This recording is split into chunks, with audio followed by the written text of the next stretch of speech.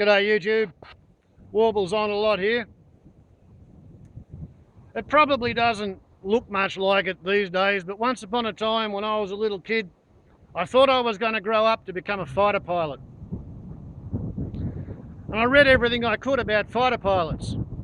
And I discovered that you didn't have to be a crackerjack pilot, but that did help. What you really had to be able to do was to shoot. You had to be able to pretty much shoot the legs off a blowfly at 50 paces sort of thing with a single shot, muzzle loading, black powder blunderbuss. Anyway, I learned how to shoot when I was about 6. And I studied shooting because I wanted to be a fighter pilot. You had to be a good shot. And fighter pilots had to be good at what they call deflection-shooting. Means you not only have to calculate how hard the wind's blowing, what direction, how far the target is, how far the bullet's going to drop by the time it gets there. You've also got to pay attention to what direction your target's moving and how fast. And you have to predict where it's going to be by the time your projectile gets to where it is not now, but it will be soon. That's called deflection shooting. And I fantasized about that a lot as a little kid. And then neural pruning got to work, and as a teenager I was captain of the rifle team, so I fantasized a lot about shooting. And as a young man I spent 2 years shooting all the meat I ate, but it was mostly sitting shots, bolt action, semi-automatic. Once in my life I fired one shot through a shotgun at a bird flying past, and I got it. So there came a time 30 years ago when Glen Innes was having an air show. Being an old local, the people who were running it knew who I was, and they let me go out past the normal crowd line, officially in the neighbouring paddock, so that I was standing beside the strainer post, but I was out near the runway and I could get close to runway display line shots with my camera gun. My Soviet era hand wound clockwork, manually focused 5-power telephoto photo sniper, with which I shot 3 rolls of film. And I had organised with a local shop owner that afterwards I could put the photos on display in their shop front, and people could, if they wanted, order reproductions or blow-ups. Because after all, when was the last time a Spitfire came to Glen Innes? When was the next time likely to be, huh? So even though I was not particularly rich at the time, I made like a professional photographer, and I shot a fair bit of film. But do you notice the aeroplane's not exactly centered in the photograph? It's moving towards the center of the photograph, and now it's below the center line of the photograph as well as offset to one side. I didn't figure this out at the time because I didn't see the photographs until they were developed, and that was a week later or so. But here's kind of what I think was happening.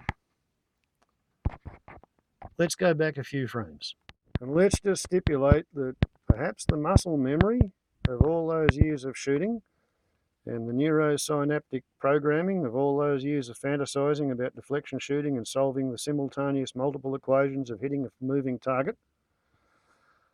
Let's say that hanging onto a rifle stock with a camera and sighting through a 5-power telephoto optical system, let's say that together all that activated certain circuits, and let's pretend that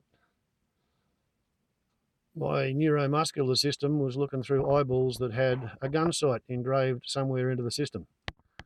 And let's pretend that the center of the photographic frame is the center of crosshairs in a gun sight graticule. Something like that. Spitfire taxiing. Spitfire.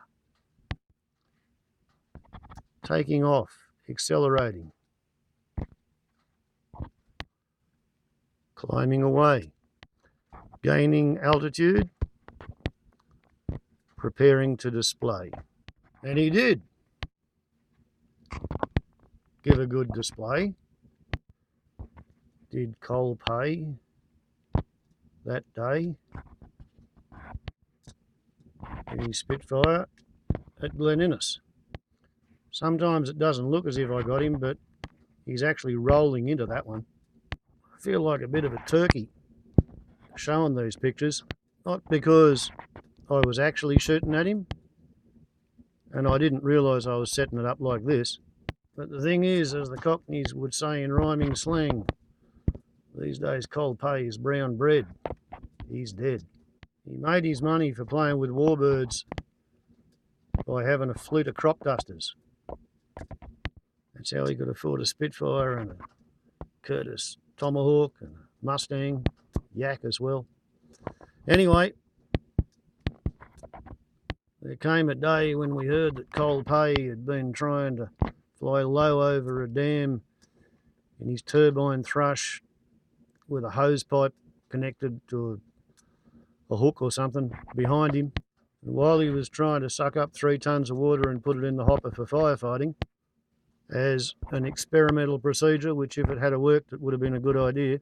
See what's happening here? He's coming lower and faster and closer, and I'm getting better at judging the deflection.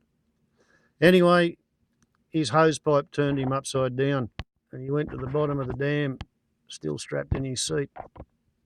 So this is the first and last time I ever saw Colin Pay fly a display in his Spitfire or anything else. And after him there was a Pitts.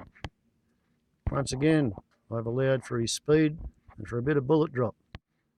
As I said, once I fired one shot from a shotgun at one bird and I hit it after years of rifle shooting. And I admit, years of fantasizing about actual deflection shooting. Can you imagine what a dangerous sort of a mongrel I would have been? In the tail slide there. If ever I had have chosen to relieve whatever frustrations I was perceiving with my life by going postal with my semi-automatic when I had one back in the day. Of course, when I was a firearm owner, I considered myself to present absolutely no risk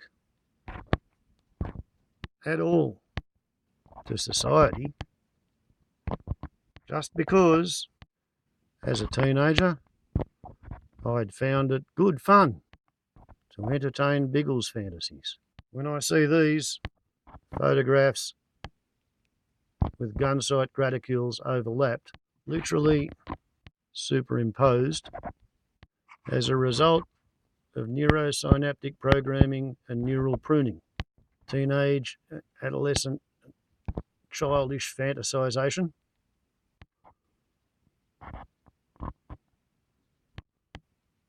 all conspiring.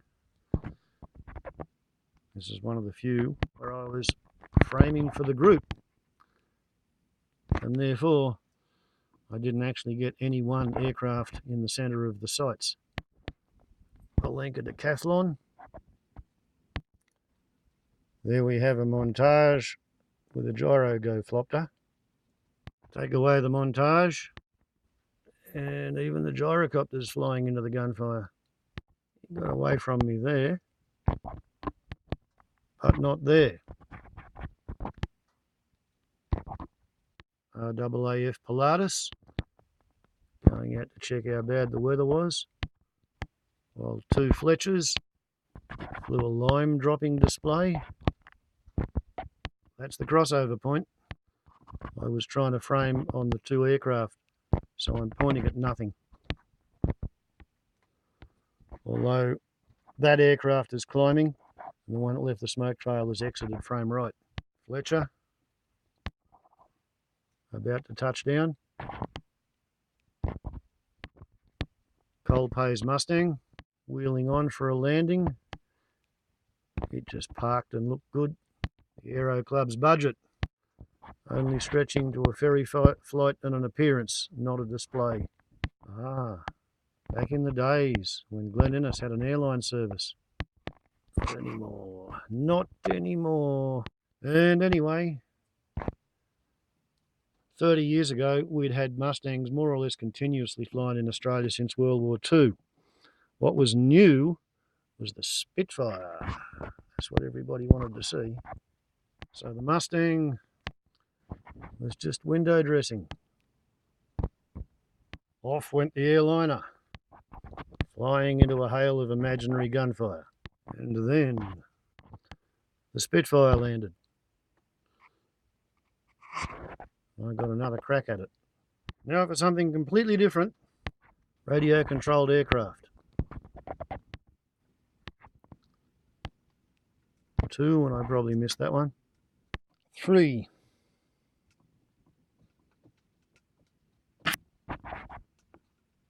And then a Boeing Stearman taxied into view.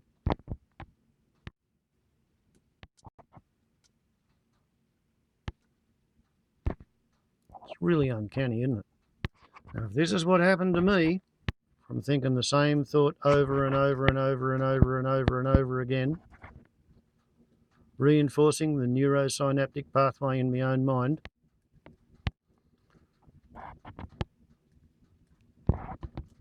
just spare a thought for all the poor little bloody teenagers who've grown up with first-person video games, first-person shooter games, first-person punching, kicking, stabbing, fighting games.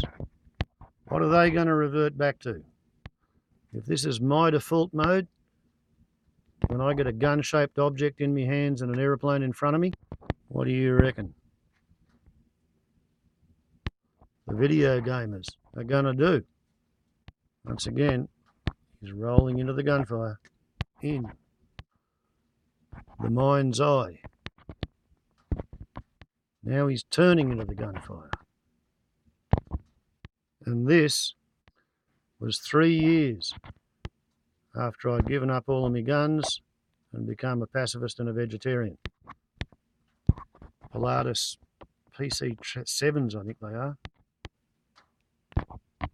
Going out as the Stearman comes in, and with one burst you can get the both of them. 6 in one frame. Daka, daka, daka, daka, daka, daka, daka, daka, daka, daka. It's a long way to the end of the runway, but they take off one at a time.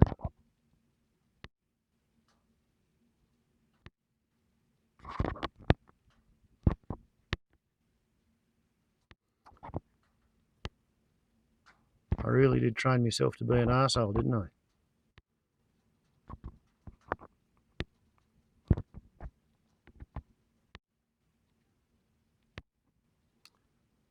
Bullet drop, windage, deflection, azimuth, track, heading and range.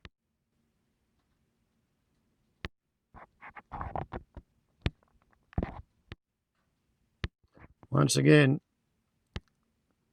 shooting to frame the whole group means you don't get any one of them. Aim small, miss small, as they say. And once again, these fellas are flying into the direction of the fire. So I got them.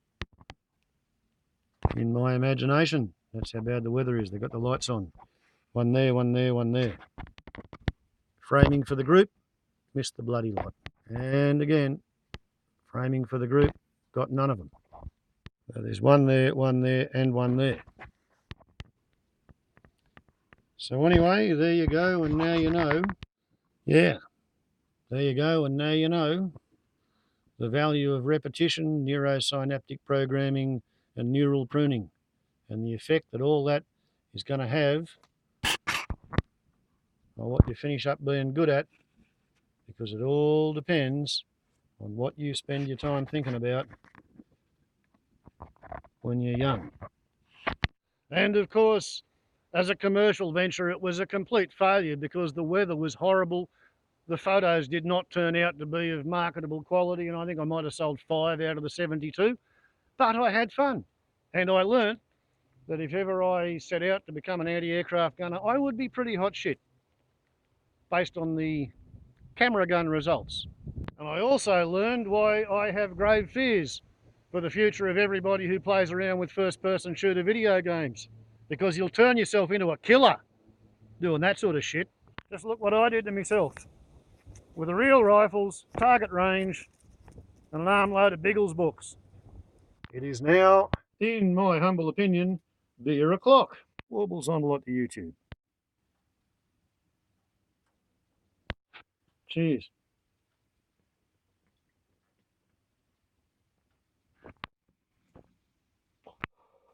Ciao.